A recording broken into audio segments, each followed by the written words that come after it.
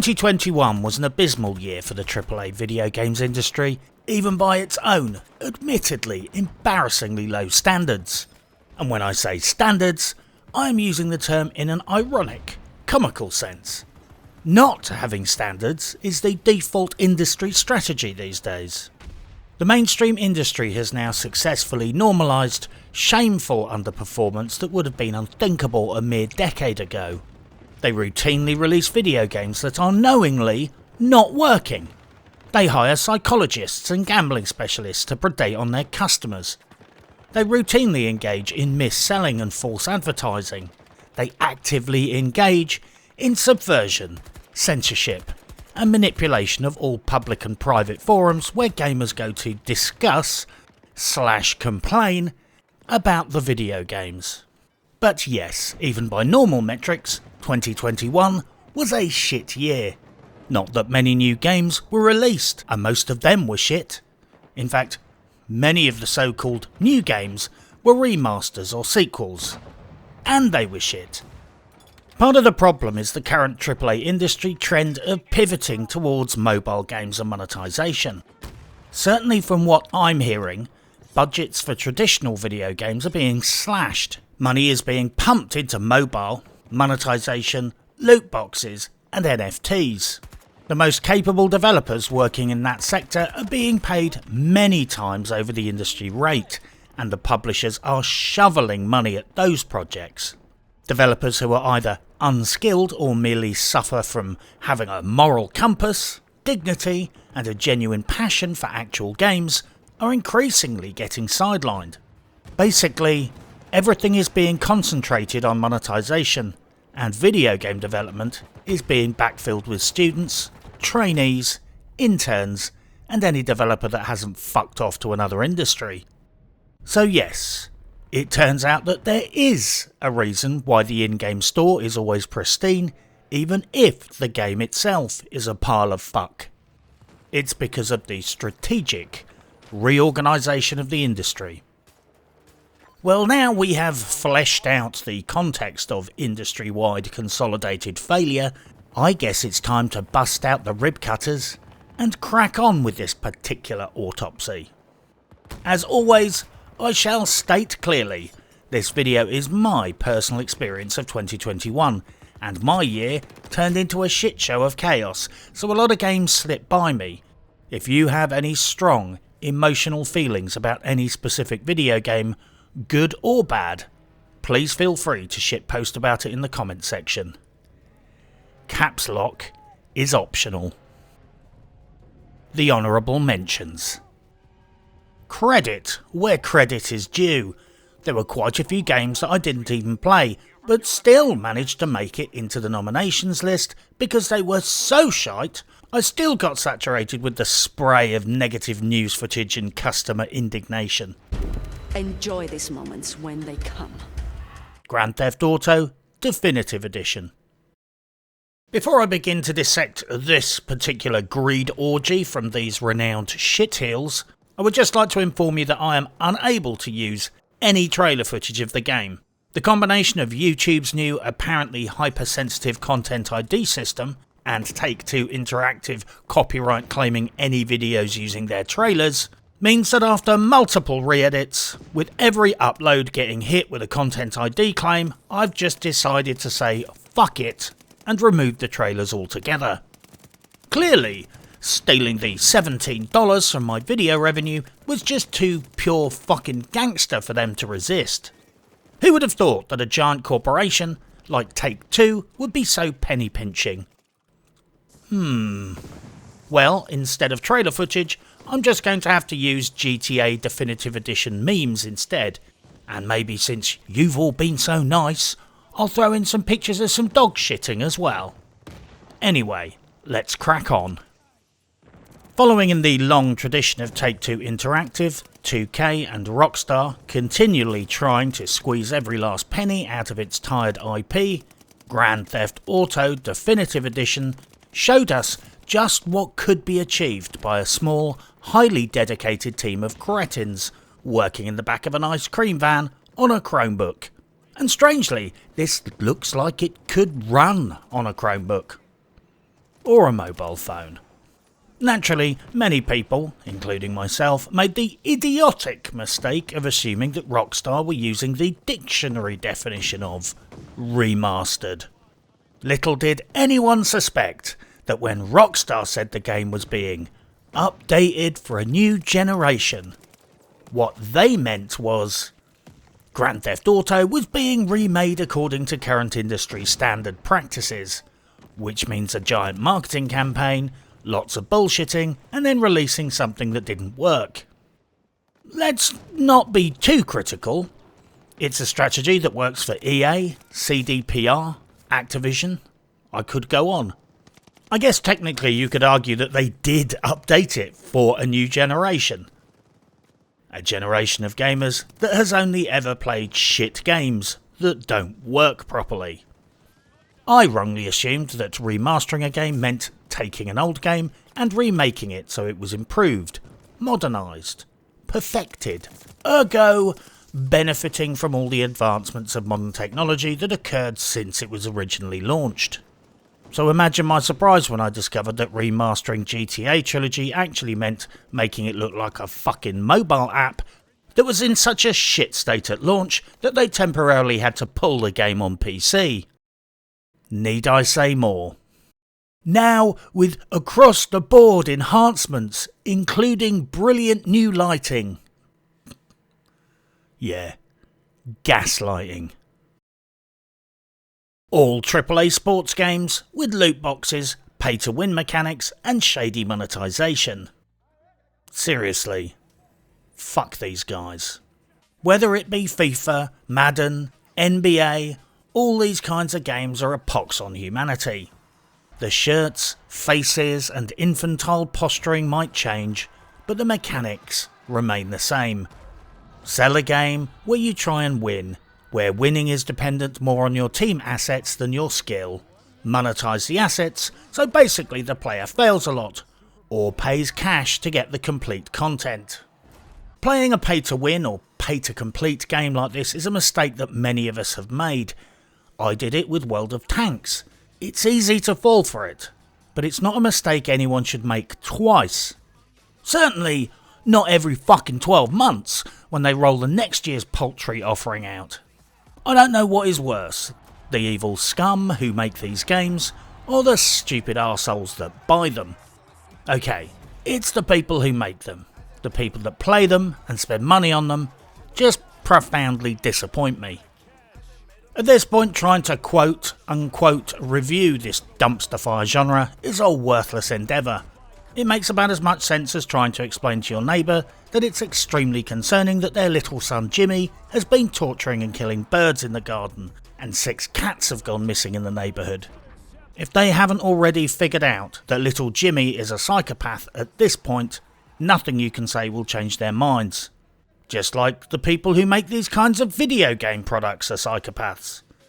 This is a business model predicated on market research that 1% of the customers will have impulse control disorders, gambling addiction, or some other psychological trait that will make them drop vast amounts of money on the game. And the publishers also try and encourage and amplify those negative traits. One day there will be a reckoning over these sports games, and there will most likely be a healthcare settlement along the lines of the Tobacco Master Settlement Agreement, with big tobacco-style class action lawsuits following hot on its heels. You heard it here first. eFootball 2022 by Konami. It's so nice of Konami to take a quick breather from its busy schedule of charging players for save slots and fleecing players with Castlevania NFTs, so that they could quickly crank out another subpar video game that wasn't a gambling-based arcade machine. Konami and its relationship with Hideo Kojima reminds me of that guy who divorces his wife because he thinks he can do better, but fundamentally doesn't appreciate that his wife does all the housework, takes care of the household, does the school run, and strokes his ego. Suddenly he finds himself with no wife, no prospects, and no idea how to cook a meal, let alone organise the house. Well, Konami thought it didn't need big flashy game directors like Hideo Kojima And now they're finding out the hard way that they can barely make a video game that's worth a fuck. Metal Gear Survive, Contra Rogue Core, and now eFootball. And what the fuck is up with putting the letter E in front of it? That's an old IT trope from 1998. Putting E in front of everything to do with computers. What the fuck is that about? This game is so bad that you will most likely only hear about its existence in Worst Game of the Year videos. Kojima might not quite be the legend that people portray him as, but it's clear that Konami is struggling now he's gone. eFootball 2022 can best be described as a perfect demonstration of a company not understanding the difference between reimagining a franchise and beating it with a fucking mallet until it's completely broken. There is no part of the reimagining process that should willfully incorporate destruction, although I will begrudgingly admit that Konami's ability to crank out games that make it into Worst Game of the Year lists is frankly Ubisoft levels of consistent. What I like to do with all games is simply Google the game's title and add the word memes at the end. eFootball 2022 memes will tell you in 10 seconds everything you need to know about this game. Riders Republic. Do you want to live the life of a green goblin / pixie snowboarder and spend your days walking around in what looks like disposable hospital underpants whilst riding up vertical cliffs in a skidoo? No, of course you don't, and neither does anyone else. It's certainly not a player power fantasy that I've ever heard of.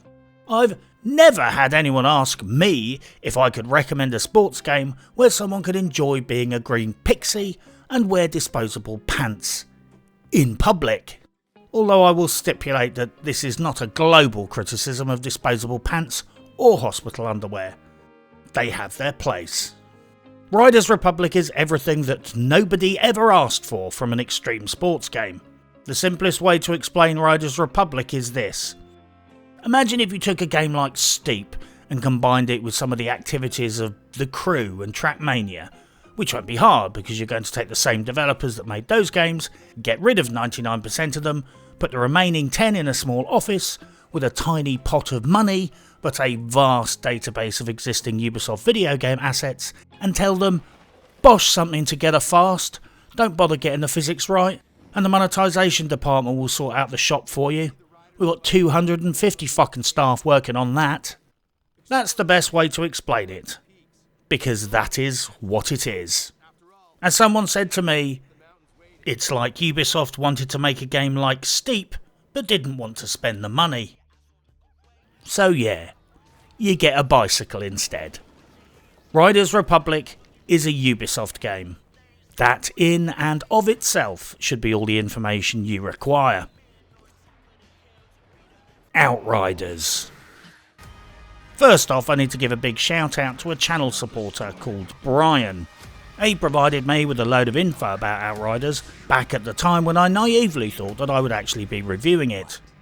Brian, if you're listening, thank you for all your hard work and information, and please accept my sincere apologies for never ending up reviewing this game.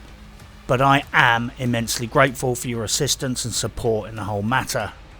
Strangely, explaining why I did not review this game is probably the best way to illustrate the ways in which this game is fundamentally problematic.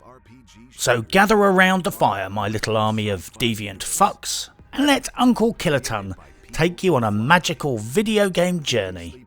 This is a tragic tale of failure, annoyance, lazy development, and not a little frustration.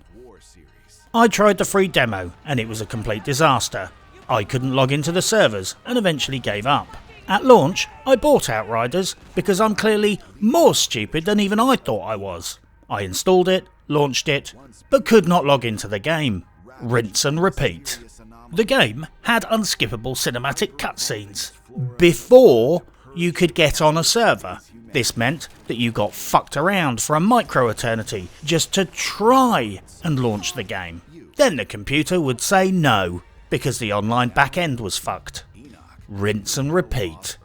Just to fire up the game, you had to watch the cinematics, more waiting, then at the end, the computer say no.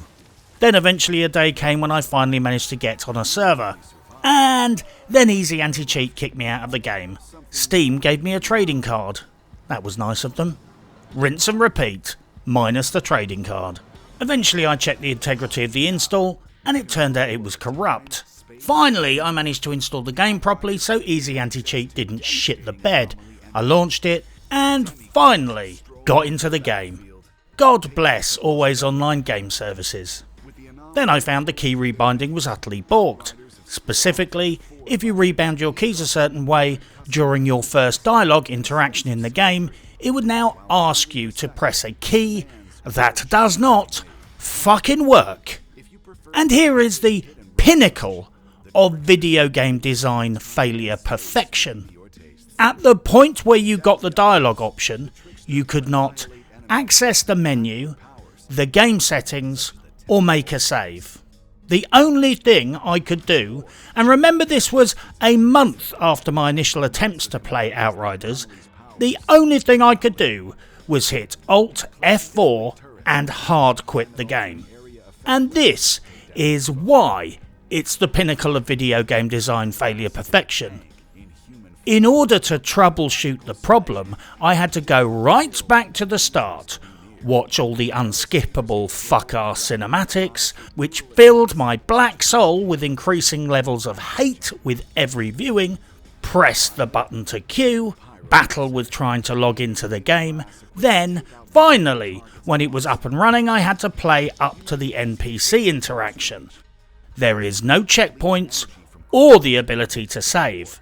I basically had to go through this entire protracted fuck around just to get to the point where the computer would tell me, "Nah mate, you're still stuck at this dialogue check.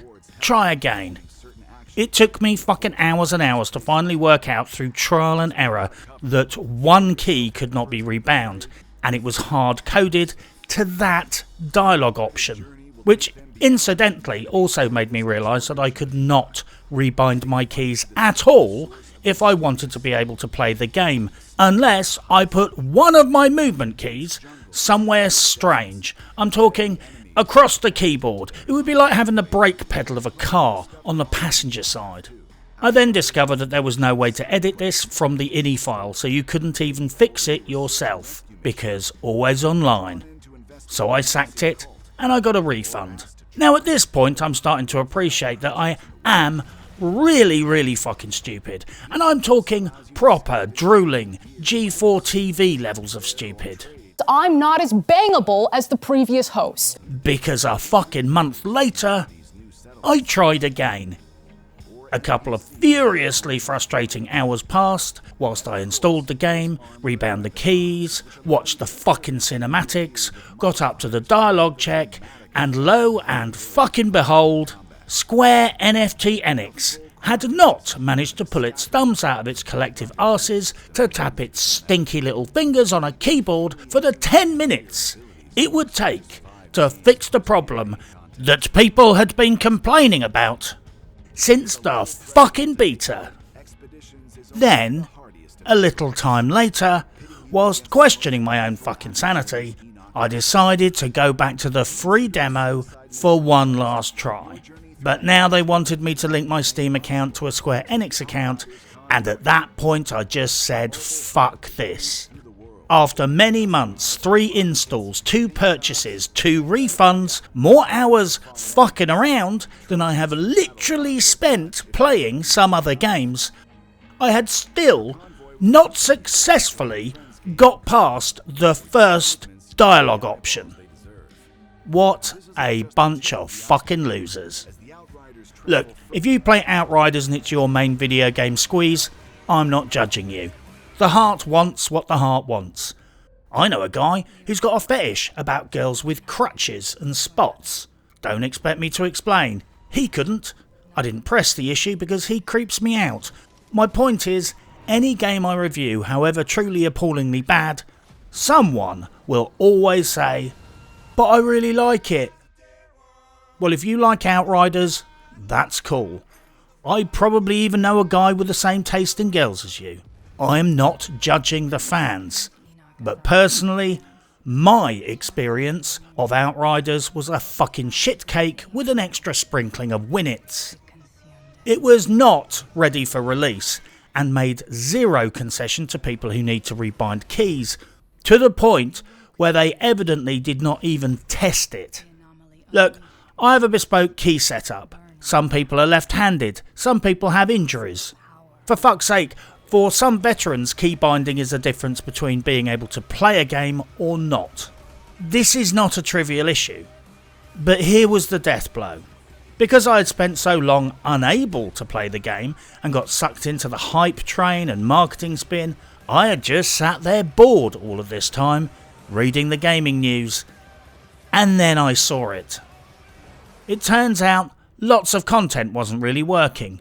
Sure, there were lots of perks to use and things to choose, but the reality is that one build wasn't really even finished. It was practically a placeholder, and everyone was running the exact same build anyway because it was the only one capable of completing certain timed challenges. Then I watched the bugs list grow, the complaints grow, and the sad realisation that the game might have a lot of colourful pixels, graphics and animations, but under the hood, it just wasn't finished.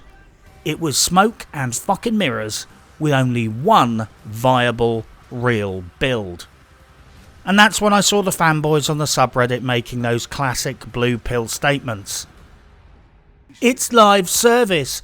It's not supposed to be perfect at launch. Stop complaining. The devs are doing their best. You need to support the game, so the devs keep supporting it. Sure, it's not perfect, but no game is at launch these days. And that was when the full fucking horror dawned on me.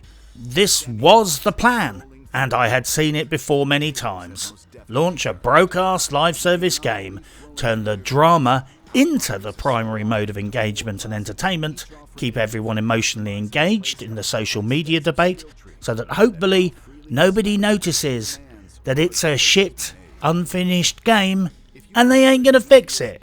I'm sorry guys, but I've seen this too many times, and I've personally been through this precise same clothes mangle twice in both the Division 1 and 2. I'm not putting my fingers into the mangle a third time just to confirm that my fingers will get crushed. They are always working on it. They are always aware of the issues. They never fix the game.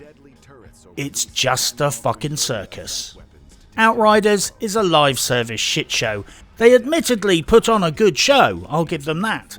But when they can't fix a single keybind issue after a quarter of a year of people reporting it, then I would hate to see the state of the toilets in their offices, because these guys probably can't take a shit with reasonable certainty that it's all going to go into the toilet bowl. If you had a good time with Outriders, well, good for you. Whether it's real or perceived, it's still fun if you're having it. But my experience was pretty piss poor, and I've been to this circus before, and I ain't going back again. So thank you, Brian, and sorry I didn't review it.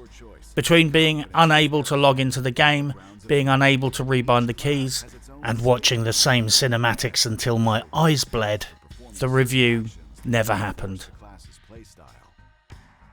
Far Cry 6. Far Cry Shit is a video game of vastly more historical importance than most people appreciate. Essentially, it's the Volkssturmgewehr of Ubisoft Collapse of Empire.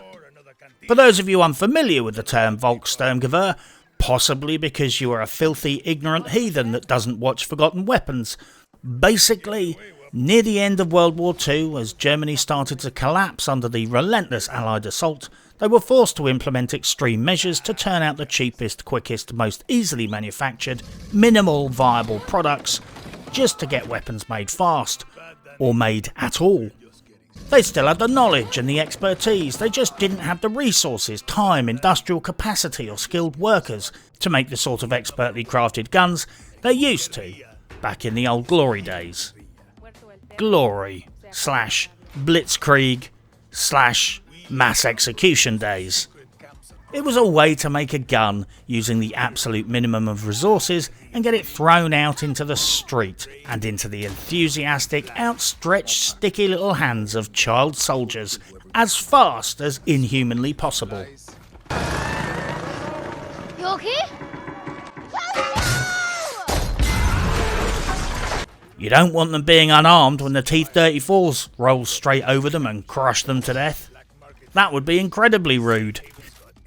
I'm sure Ubisoft will go on to achieve great things in other areas of the video game industry. Mobile games, staff abuse, loot boxes, virtue signalling, sucking up to China, and fleecing every last penny out of Rainbow Six Siege by forcing everyone to buy new operators every 12 to 14 hours, just so that they can nerf them later. But when it comes to actual video game development, especially original IP, I think it's fairly uncontroversial to say that Ubisoft is experiencing its end of days realisation. Ubisoft's best days are behind them when it comes to making original video games, and they have admitted themselves that they don't care about that shit. And that shit is good video games.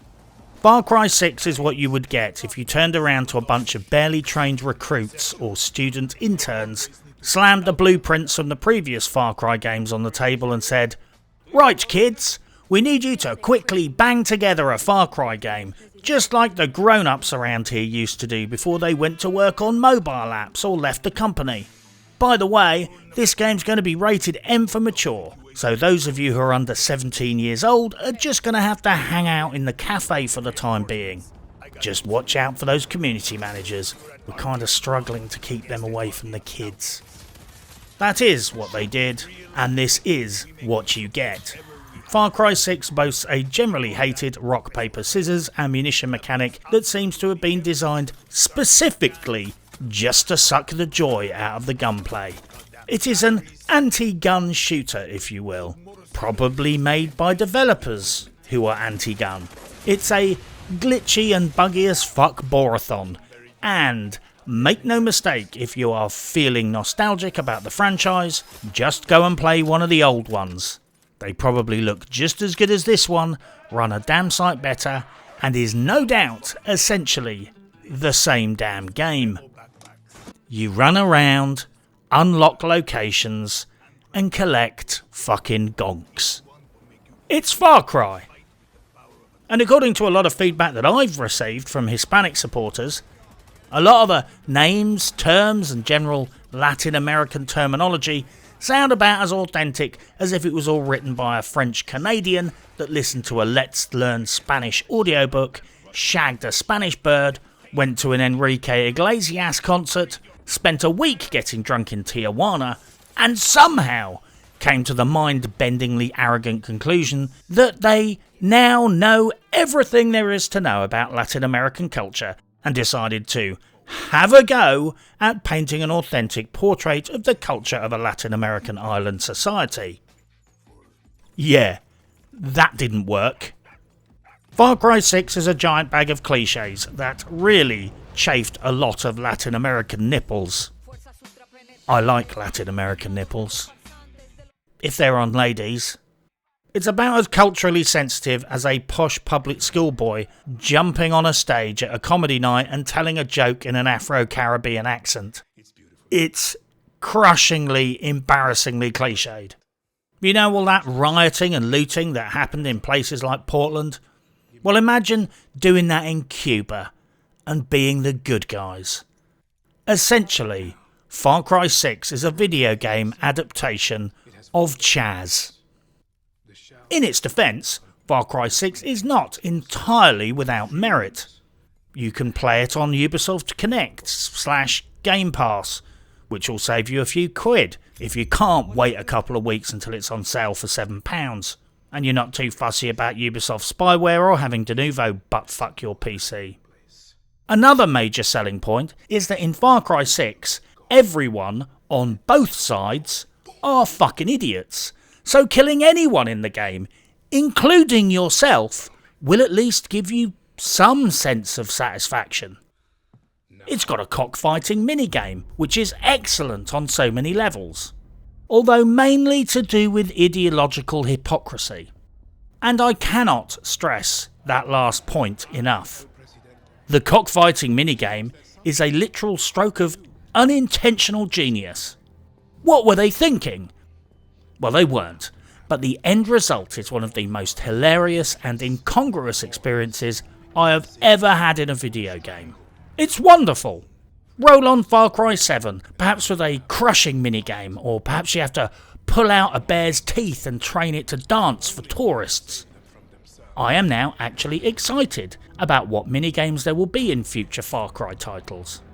Far Cry 6 is basically a giant advert for Ubisoft announcing to the world, "We used to make brilliant video games, but now all we can do is make this." And mobile games. Ubisoft might still be cranking out Volkssturmgewehrs, but the very fact they have to shows that this war is nearly over. But as a footnote, clearly they have some creative geniuses still working there. The cockfighting minigame is an amazing concept, right? Call of Duty Vanguard. World War Woke is a special kind of weapons-grade revisionist bullshit. In the interests of diversity and inclusivity, they shredded World War II history, pissed on the legacy of Sergeant Sidney Cornell, the real black soldier who landed behind enemy lines during the Normandy landings, portrayed the 93rd Black Infantry Regiment as a bunch of whinging, grumbling arseholes, and completely forgot that the Tuskegee Airmen even existed. Like all insincere woke propaganda perpetrated by corporations that don't really give a fuck about anything other than profits, they bent over so far backwards to rewrite history into a racially and gender-inclusive rainbow narrative that they casually ended up trashing the history in a way that was literally racist, stereotyped and censorial about the very issues and people they allegedly seek to honour. Call of Duty Vanguard's treatment of diversity and raping of history is akin to Disney demolishing a poor black neighbourhood in LA in order to build a civil rights themed recreation park. There is nothing noble about your endeavours when 1. You're only doing it for profits, and 2. You are literally doing more harm than good because Activision doesn't care about the issues. Let's just emphasise that point. Activision does not care about equality and diversity. They don't even fucking care about their own staff. When Microsoft recently acquired and took ownership of Activision, a lot of the staff seemed quite happy about it. The comparison of American tanks driving through liberated French towns is probably a bit of a strong analogy, but I have heard a rumour staff do compare Bobby Kotick to Hitler. But it's not my place to speculate on what the staff think about the situation. It's probably best to let them finish their industrial action first. Vanguard is only steeped in diversity because it's a known and well-tested dynamic of marketing microtransactions. People are more likely to buy cosmetic outfits for avatars that physically resemble themselves in real life. So don't think the diversity in Vanguard means this. Because really, it means this. And this. It's also a way to increase your options for co-promoting your game and tying in other marketing and promotion deals. They want to do tie-ins with energy drink companies and people that make wank overpriced mice and keyboards. The campaign was made on a shoestring budget and written in crayon, because wax crayons don't smudge when the writers drool on the paper. However, in its defence, the campaign can at least boast that it's just as bad as the multiplayer. The online multiplayer itself is best described as abandoned. The lobbies are already mostly empty at certain times. There's no serviceable anti-cheat that anyone can see, the servers are laggy and abysmal, the spawn points are flatly broken and flip for no reason. The weapon modding is so bad that the British War Museum made a video mocking it. Egyptian / East German / Polish-esque AK wire folding buttstock makes me cry a little inside. And it definitely shouldn't be festooned with nonsense. Right, just for our collective sanity, I feel like I need to hold this and tell it that everything's going to be okay. And if failing at literally everything wasn't enough criteria for qualifying as a terrible video game, they threw in one last Hail Mary just to seal the deal. They decided to make shotguns overpowered and let players run around with shields on their backs so they cannot be shot from behind. Think about this. A shotty tard can one-shot kill everything in front of them in a cone, and they are invulnerable from the rear. What fucking genius came up with that plan? I always try and see the best in every year's Call of Duty outing, because frankly, at least it generally works. I can shoot people, and the online multiplayer is probably the only thing stopping my withered reflexes from completely giving up and saying, nah. It's my personal hate-filled brain training tool that I use to keep some of my neurons firing at close to full speed. But even I couldn't see the good in this woke propagandist bullshit. Just watching the end of match animations makes me fucking seethe. Female fighters wearing steampunk outfits, hitting people on the head with bottles of champagne. If they're genuinely trying to promote gender inclusivity in video games, they might consider losing the bottle of fucking champagne. Call of Duty Vanguard represents a catalogue of missed opportunities. Enough said. But this year's winner of Worst Game of 2021 obviously goes to Battlefield Candy Crush 42. From DICE, Progressive, Workers Cooperative and Electronic Arts, the dynamic duo that fucked up Star Wars Battlefront 2, the legendary team who fucked up Battlefield Vagina, have now failed to subvert our expectations and fucked up this Battlefield game too. I can certainly see a theme developing here. This game's failure was carefully planned, meticulously executed and prosecuted with extreme duress. I am quite literally impressed with how they managed to deliver something that was diametrically opposed to what the audience wanted. If you take a step back and really analyse what they did here, it boggles the fucking mind. A Battlefield sequel in 2021 is basically an absolute guaranteed win. In theory. Having fucked up the franchise so much of late, the average Battlefield fanatic like myself would have been perfectly content with a revamped version of Battlefield 4 set slightly in the future with slightly higher tech guns and slightly higher tech gadgets. It's as simple as it gets. Make it like the last one we all liked. You can even use the same fucking posters. Just scribble out the number 4 and write 2042 over the top in marker pen. That's all they needed to do. Make it like the last Battlefield game that didn't suck. But instead of doing that, they did this.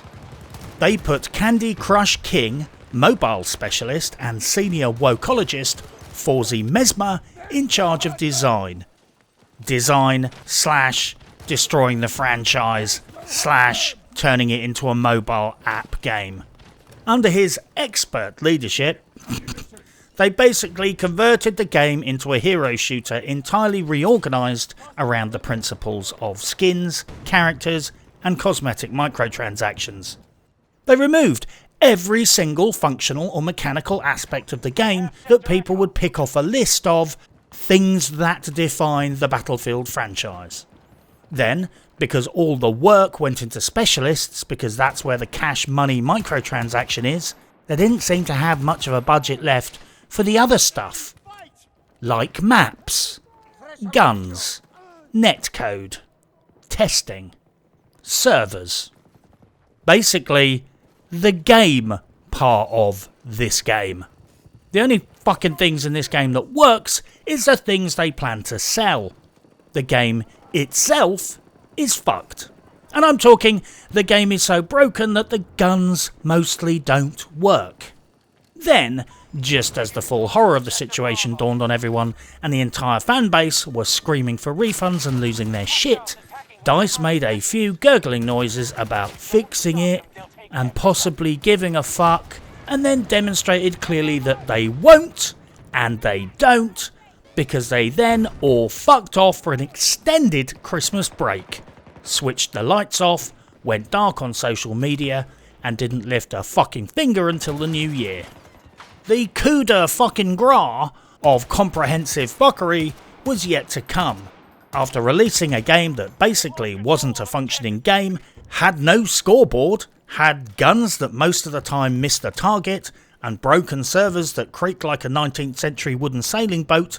After all of this shit, EA's Director of Communications and saying incredibly stupid shit on Twitter, Andy McNamara, made a comment that was so precisely idiotic that he consigned his name to the shithouse door of video game stupidity for the rest of eternity. He basically huffed about the players' expectations being brutal. What a fucking twat. They hired this guy as head of communications? I think EA has been serving up piss instead of beer for so long now that even the bartenders can't taste the difference. Brutal expectations? Really? Well, my expectations are incredibly reasonable. First, I would like a refund under the UK Sales of Goods Act. Secondly, I would like an apology from DICE for combining Candy Crush with Battlefield. And lastly, I would like DICE to live in shame and infamy in video game history. I've already got the last one at least. My initial expectations were that I would receive at least a working game, not a brilliant one, maybe only an average one, but I thought I would get more than a placeholder bit of software with the word Battlefield on it that lets me run around just about, doesn't let me operate working firearms, and then won't tell me how I scored.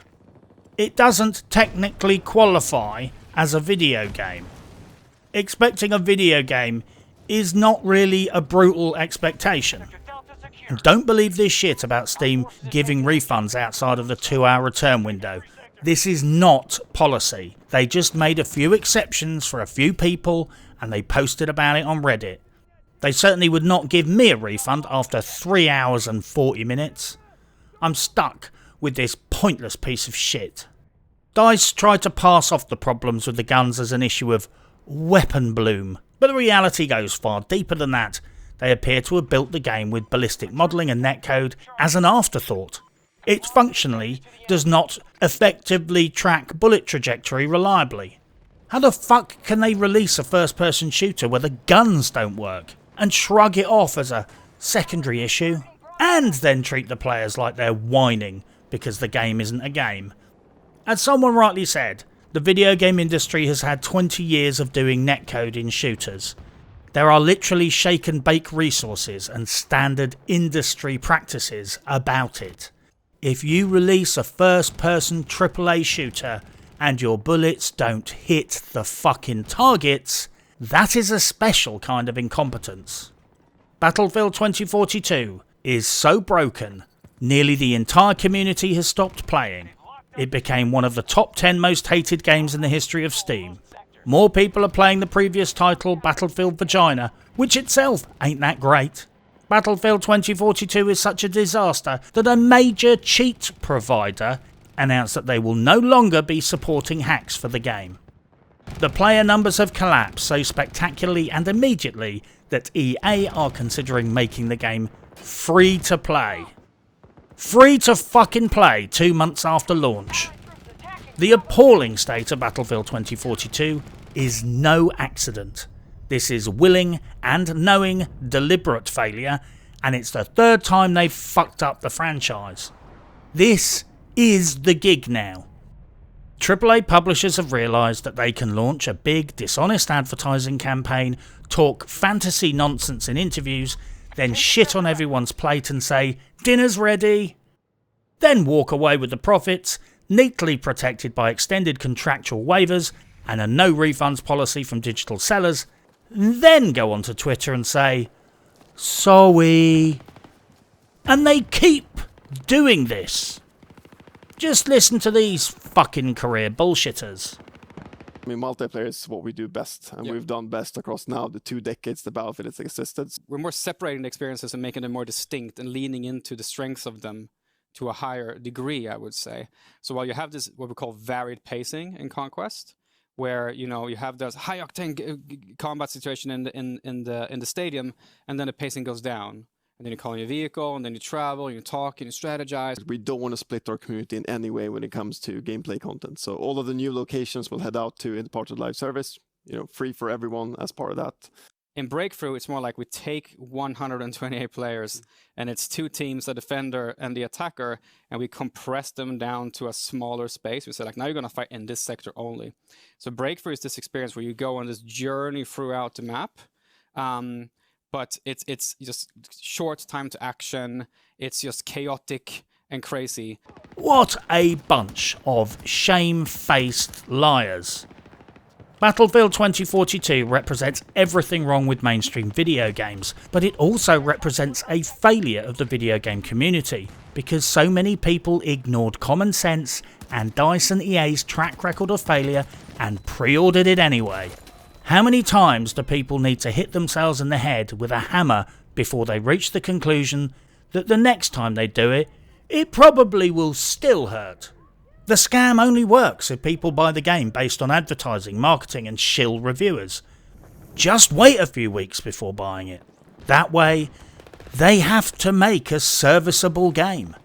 Because believe me, selling shit games has become a highly profitable business. Cyberpunk 2077 was a disaster at launch, and they made a fuck ton of money. This game was a disaster at launch, and they made a fuck ton of money. Ripping off the customers is the new normal. Battlefield 2042 is my worst game of the year, and I will personally never believe another word that any of these shitburgers ever say again. Not that I did anyway. But at least they did have a non-binary specialist. Terrific. Well, there you have it. 2021's dream team of hand-picked fuck-ups. I will be banging on about the following points for most of 2022, so I might as well start repeating myself preemptively. Do not pre-order games or buy them at launch. Wait for at least a few weeks to see what non-shill reviewers and actual customers say about the game. You have to remember that the gaming world is different now. The new normal for the mainstream industry is willfully selling games that they know don't work, or are at the very least vastly inferior to advertising. And they're relying on everyone's goldfish memory so they could do it again in 12 months' time. This is no longer accidental, bad planning or problems with the development plan. This is the plan. And don't believe their post-sales propaganda where they have their little interviews with trusted press and sigh, pull sad faces and say, "Oh, we thought the game was going to be so brilliant, but it all went wrong at the last moment." Horseshit. This scam only works if people trust the marketing and the hype. Don't believe the hype, because as people far more sensible than me keep screaming in the comment section, publishers will keep doing this if gamers keep pre-ordering. I actually feel some sympathy for young, enthusiastic, starry-eyed developers coming into the industry at this current period of decline and schism. I say schism because the industry is splitting into indie developers who make actual games and the AAA industry that makes mobile apps and boxes of shit with words on them. If you start your career right now as a developer, unless you're lucky enough to land a good job with a decent indie developer, there is a very good chance you will end up working on some in-game store, or having a drunk boss chase you around at work social events, and possibly coming to the realisation that if you want the big money, promotion, and the ability to move up in the industry, you will have to specialise in mobile games and monetisation.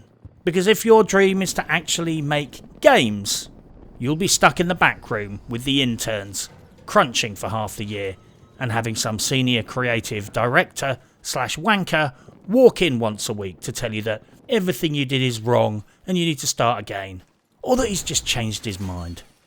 Video games is apparently one of the creative industries. but I don't see much of that at the moment. But, on a positive note, at least Bobby Kotick's fucked. But for now, good luck and happy hunting.